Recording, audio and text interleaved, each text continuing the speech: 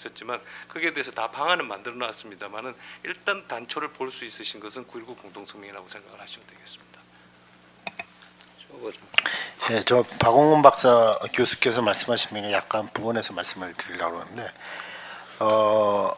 제가 말씀드리려는 거는 박홍근 박사가 좀 국방 분야에서 기회를 안 주는 그러한 글을 써가지고 조금 미안한 건지 아니면 좀 오해를 하실 수 있다고 얘기를 했는데 저는 사실은 그래가지고 이 보고서가 잘 됐다고 생각이 됩니다. 뭔가 하면은 안보와 비안보 분야는 그 같이 갈 수 있는 게 아니다. 여기서 같이 간다는 건 무슨 소리가 하면은 저희는 도발을 하는 대한민국 도발을 하는 국가가 아닙니다. 억제와 방어를 적으로 하는 국가이기 때문에 우리가 그 신뢰가 구축되면서 도발을 많이 하고 있는데 도발을 적게 해야겠다, 도발을 안 해야겠다 이런 국가가 아니라는 거죠.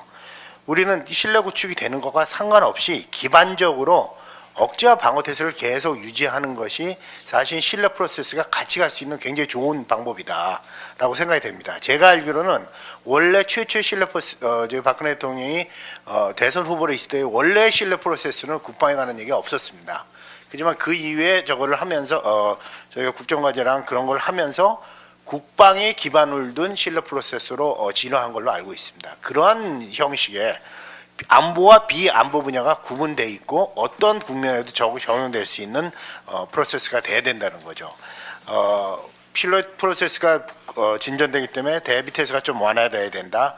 아니면 한미 군사훈련이 좀 줄어들어야 된다. 아니면 한미 동맹이 약화돼도 된다. 아니면은 상대적으로 방위가 저하가 돼도 된다. 이런 것들은 사실은 신뢰 프로세스와는 상관없는 맞지 않는 거라는 생각이 듭니다. 이상입니다. 이정철 교수 뭐 할 얘기? 대강 마무리하는 방향으로 가겠습니다.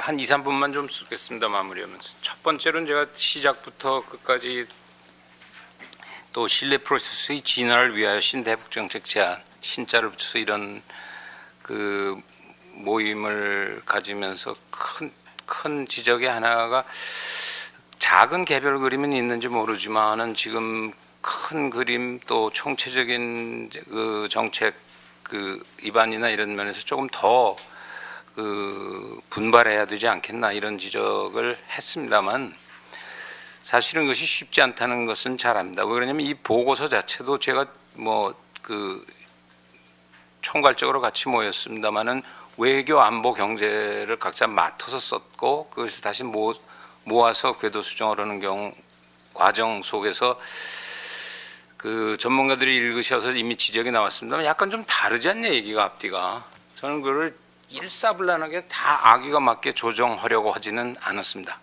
그것은 국방부는 국방부대로 목소리가 있어야 되고 통일부는 통일대로 목소리가 있어야 되고 외교부는 외교대로 목소리는 있어야 됩니다만은 단 그것들이 총체적으로 기여할 수 있는 더 큰 그림이 하나 필요하다.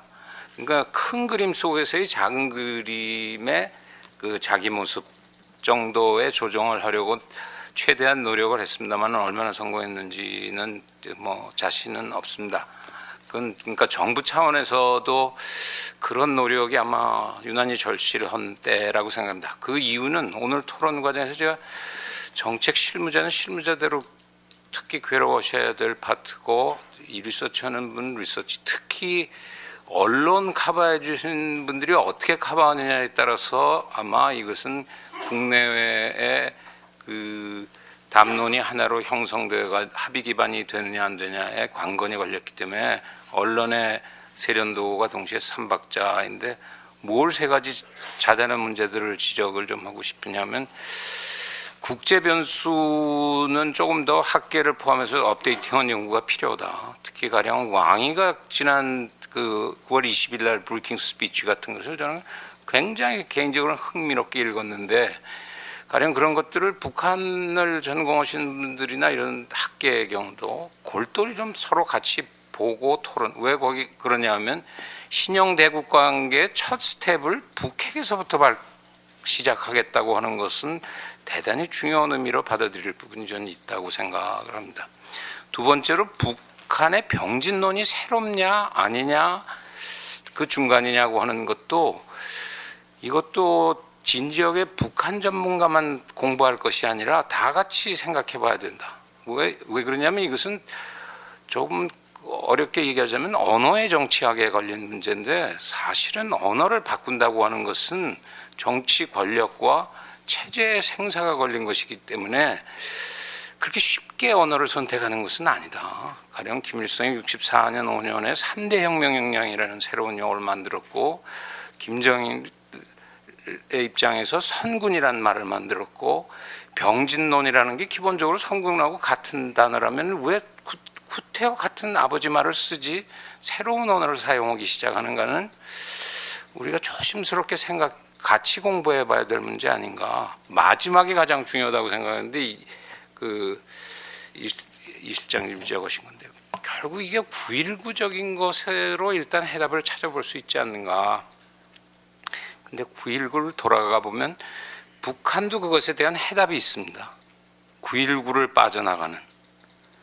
따라서 그것은 북한이 전혀 새롭게 9.19를 넘어서서 받아들이게 하려면은 한 번은 더 공부가 필요하다. 9.19를 넘어서는 고민이, 북한이 그거보다 한 스텝 더 나가게 만드는 것은 무엇이냐. 그것이 아마 또 하나의 새로운 EAI 프로젝트가 될 것 같고, 정책적인 차원의 고민이 될 것 같고, 그런 의미에서는 저희가 미중을 리드할 수 있는 부분도 전 있다고 생각을 합니다. 왜냐하면 그 사람들은 그렇게 생사를 건 문제이기보다는 김정은 체제가 고민하는 심도나 한국의 우리가 고민하는 체제가 역시 북핵 문제나 이런 것은 우리가 훨씬 목숨을 걸고 리서치하는 쪽하고 하나의 정책으로서 구상하는 미중하고는 우리가 허기에 따라서는 새로운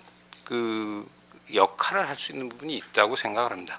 이미 되어 있다고 저는 생각하지 않고, 그것을 하기 위해서 현장에 계신 정책 담당자 또 학계 언론이 어떻게 서로 손잡고 싸울 건 싸울 것이지만은 그 속에서도 큰 답을 찾으려고 하는 것인가 하는 것이 중요하다고 생각합니다. 마지막으로 한 말씀 드리면, 회의를 하면서 토론자로 좀 나오십사 했더니 이게 공개된 형태로 하는 거에 대해서는 조금 조심스러운 느낌도 있으심에도 불구하고 오셔서 다 솔직하게 말씀을 해주셔서 굉장히 감사하게 생각하고, 이것을 기회로 아마